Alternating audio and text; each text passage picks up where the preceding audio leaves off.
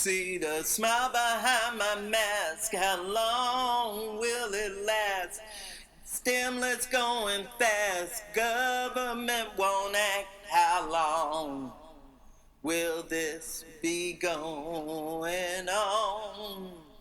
I'm standing here in line. Aloha, this is Skye, your Soulful Progressive with FNN, Feminist News Network, that Feminist News that's right for you.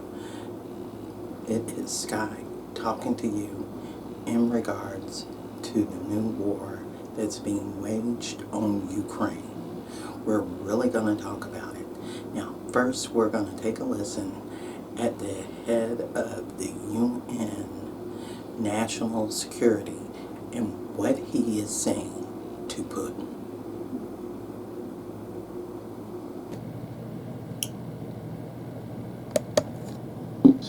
Of the Security Council addressing President Putin and telling him from the bottom of my heart, stop your troops from an offensive to Ukraine, give peace a chance because too many people have already died.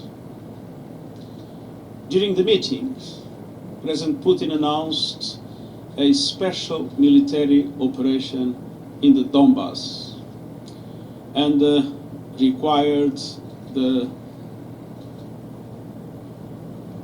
Ukrainian troops to lay down their arms. So in the present circumstances, I must change my appeal.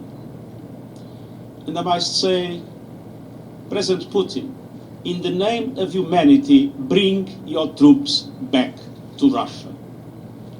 In the name of humanity, do not allow to start in Europe what could be the worst war since the beginning of the century, with consequences not only devastating for Ukraine, not only tragic for the Russian Federation, but with an impact we cannot even foresee in relation to their consequences for the global economy in a moment when we are emerging from the COVID, and so many developing countries absolutely need to have space for the recovery, which would be very, very difficult with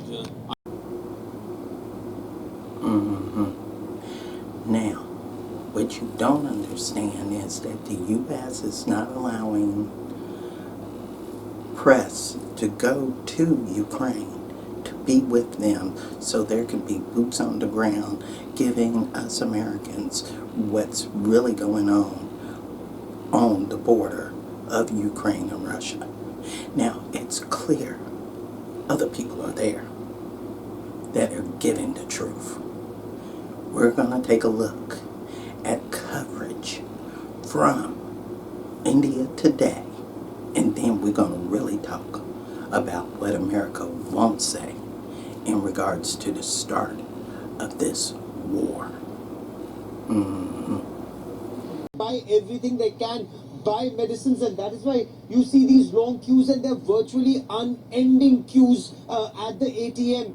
This ATM has been replenished twice. If you see, those bank vehicles have come and they've replenished money in the ATM so that people can withdraw money, buy what they want, and be out of harm's way. Some of the people I spoke to, especially senior citizens, they want to leave Mariupol and get to a dacha. The Sea of Azov has a number of cottages and very beautiful cottages. Yesterday we were reporting from there, but unfortunately that area is right at the enemy lines, if I may, because that is exactly where the fighting is taking place. So they cannot go to that dacha there, but they want to go to some place else where it is safe. But the airport, according to information, the airport has been bombed, the railway station is shut, buses are not plying, so they cannot move out except in their private vehicles if they can, and there too massive traffic jams are being reported beyond the city. So such is the fear, such is the apprehension, where in the locality, people are being advised, stock up and stay home. You will be safe home. Gaurav, the panic is visible in many of the faces that you were speaking to. Some of those people have been smiling, but the images coming out of Mariupol have been, nothing short of disturbing. Tanks rolling, aircraft, the suggestion of aircraft being shot down in different parts of Ukraine. To India speak. We've just heard the Ukrainian president also speak. A great deal of symbolism in what he said. He said it's like Nazi Germany attacking Ukraine. A lot of World War II symbolism being used on both sides. You had President Putin call this operation the denazification of Ukraine, and now you have the Ukrainian president say this was like a Nazi-style attack. So basically you've got Zelensky and Putin calling each other Nazis in this war. 1941 to 45, and a lot of memorials in this area, whether in Kiev or in Kharkiv, from where we were reporting earlier this week, they have a lot of those, memorials, anti-Nazi war memorials, where thousands and thousands of sacrifices were made by the people here. They defeated the Nazis, and when Russian President Vladimir Putin says we need to defeat the Nazis, he's saying that these ultra right-wing Azov battalion people or people close to President Zelensky, they are the ones who are running West's agenda, and they are the ones who are imposing the Ukrainian language, getting rid of the Russian language, and he's trying to demilitarize Ukraine in terms of getting the Nazis out. When President Zelensky talks about the Nazis, he talks about Germany opening the second front in the Second World War, which of course ultimately led to Germany's defeat. That battle of whether it was the battles were being fought in Stalingrad, or they were being fought in Kiev, or the battles that were fought near Kharkiv. In all these battles, Germany was finally bogged down by General Winter. All right. So you heard it directly from India Today, who has boots on the ground on the border and in Kiev, where things are going on. The economy has failed. The American stock market has crashed. If you wake up, try not to fret over this, but get it together. Because there are traffic jams. They are leaving Ukraine in the thousands if they can. Only the people that are too poor are trying to make it out and stay. And we're talking about your poor and your elderly. They have gone to the ATMs and totally crashed those out. Now they're cashing out the stores. It's turning pandemonious in Ukraine. And yes, this is all due to the fact that Putin believes that the people that are running Ukraine are neo-Nazis that are trying to get rid of the native Russian language, turning on ethnic people in Ukraine, which they have been doing. Now, what should America's part be in this? To leave their civil war alone? To take our base away from Poland? Well, they're not going to do any of that.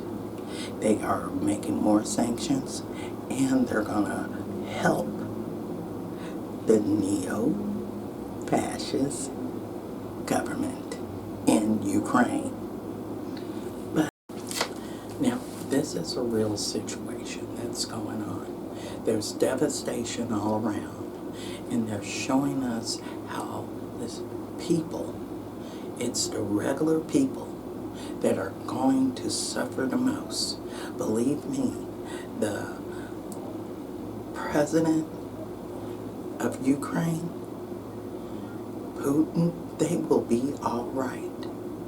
But it is the regular soldiers and the regular people, because we have a lot of people fleeing the city and fleeing the country, leaving as soon as they can. They have cashed out all of the ATMs. There's nothing left except disabled, seniors, and those that are too poor to go anywhere. And those are the ones that are now crowding and cashing out the stores. They're all being told to stay home to see what will happen. That's why most of them are fleeing now. It is a serious situation with the crashed economy in America showing it on the stock market. And it's all about cutting off that oil, and now we have to defend. There's so many angles and variances to this. And what we know is that both of these are nuclear countries, because Ukraine has 4 nuclear power plants and 15 reactors. And if any of these get hit, it could be a lot of devastation to the people, even those that are running off and leaving. So people, this is a serious situation, and FNN is going to be around to keep you aware of the news that is going on from the outside that they won't bring in, like what they're talking about on India today. So we got to stay on top of this because it affects us all. Now, if you have any comments, leave them below and let me know at FeministNewsN@gmail.com. Don't forget to like and subscribe to the YouTube channel and the Facebook page. And if you care to buy me a cup of coffee, that's Venmo at SkyeSoulfulProgressive. And remember that during this era of hate, we all gonna have to participate so we can make the world a more peaceful place. And to keep up with updates of what's going on, stick with FNN. That will give you the news from the outside that isn't allowed in.